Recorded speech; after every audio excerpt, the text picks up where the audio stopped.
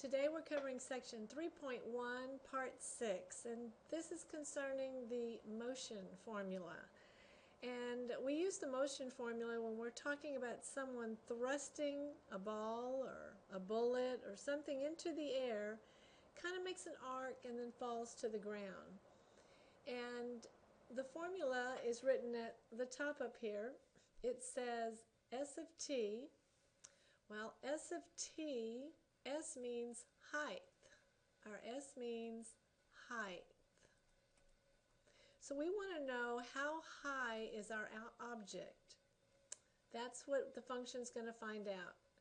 And the formula is -16 time squared. The t always stands for time.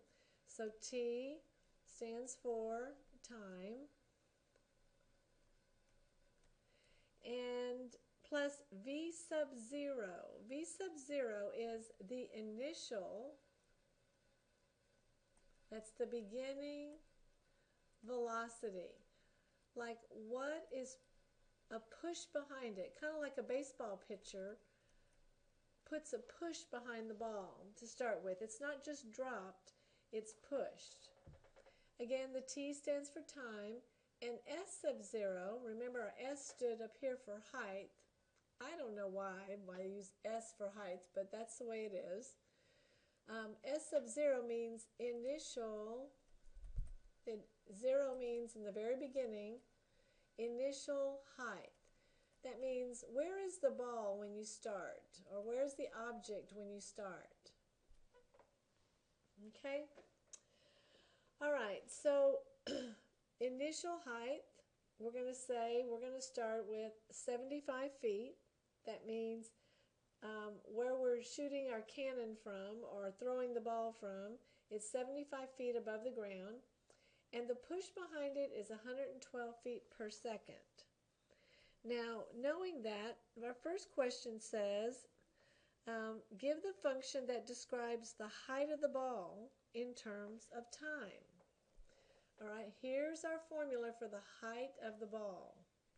So our height, well, we don't know. It's going to be different heights depending on how many seconds have passed. And it's -16 t squared plus the initial velocity, like how much pushes behind it. Well, it's 112 feet per second times the time plus S sub 0. The last term here is S sub 0, the initial height, which is 75 feet. So here is our formula for this specific problem. This problem has a height of 75 feet and a velocity of 112 feet. So here is the formula for this problem. Now, part B says, after how many seconds does the projectile reach its maximum height? Okay, well, if I graph this, we can see that it's going to make a parabola. It is got a t squared in it. And we can also tell with a negative in front that that parabola is going to look something like this. So if we're trying to find the maximum height, then it's going to be at this point right here, which we call the vertex. And we found several ways to find the vertex. And the last way we used the vertex formula, which is, if you want to know the vertex of this quadratic, you find -b over 2a, and then you place it back into the equation to find the y value that goes with it. And that will give you the xy values for the vertex. Okay, so let's do that. Our -b, our x value is going to be -b, which is a -112, over 2 times a, which is -16. And we get -112 over -32. And that reduces to 16 goes into both of these. This goes in 7 times, and 16 goes in here 2 times. So our x value is 3.5. So we know our vertex is 3.5 comma something. So now I'm going to put that into this formula. Our x value is 3.5 is negative 16, 3.5 squared plus 112 times 3.5 plus 75. Okay, if I work out this first part, negative 16 times 3.5 squared, I get negative 196. The next part, 112 times 3.5 is 392 plus 75. If I do those calculations, I end up with my y value being 271. So the question is, after how many seconds does the projectile reach its maximum height, and then what is the height? After 3.5 seconds, it reaches 271 feet. I'm going to write that here. After 3.5 seconds, the object could be a ball, could be a cannonball, could be anything.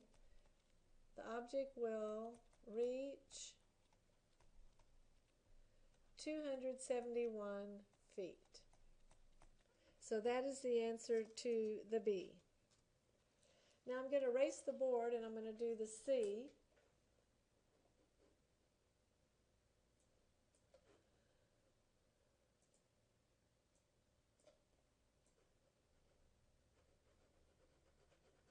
It's a circular eraser.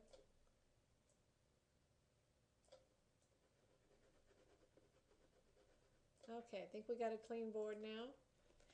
And the last thing we're going to do is the C part, which is after how many seconds will it hit the ground? Well, if I have an object 75 feet in the air and it's up like this and then it goes to hit the ground, after so many seconds, we want to know how long does it take for this object, and it's being pushed by 112 feet per second. And this distance right here from the ground is 75 feet. So we want it to start up here, shoot out, and then come down and hit this same as this right here. This should be even with this right here, 75 feet. That's the ground. Okay, so to find that, we have to know what is the height at this point where it hits the ground. Well, the height is 0. So 0 equals negative 16 t squared plus 112t plus 75. So now, I don't like to work with a negative in front here, so I'm going to multiply through by a negative. And this is 0 times a negative is 0. 16t squared minus 112t minus 75. And I have to factor that, which is really difficult, so I'm going to use the quadratic formula to solve it. If you remember that, it's negative b plus or minus the square root of b squared minus 4ac over 2a.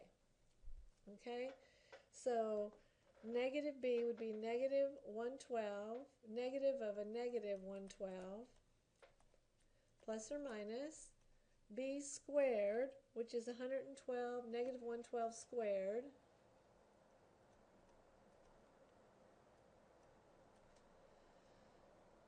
minus 4 times a times c over 2 times a, which is 16. All right, if you do all those calculations, we would get an answer of 7.62, 7.62, or negative -0.6.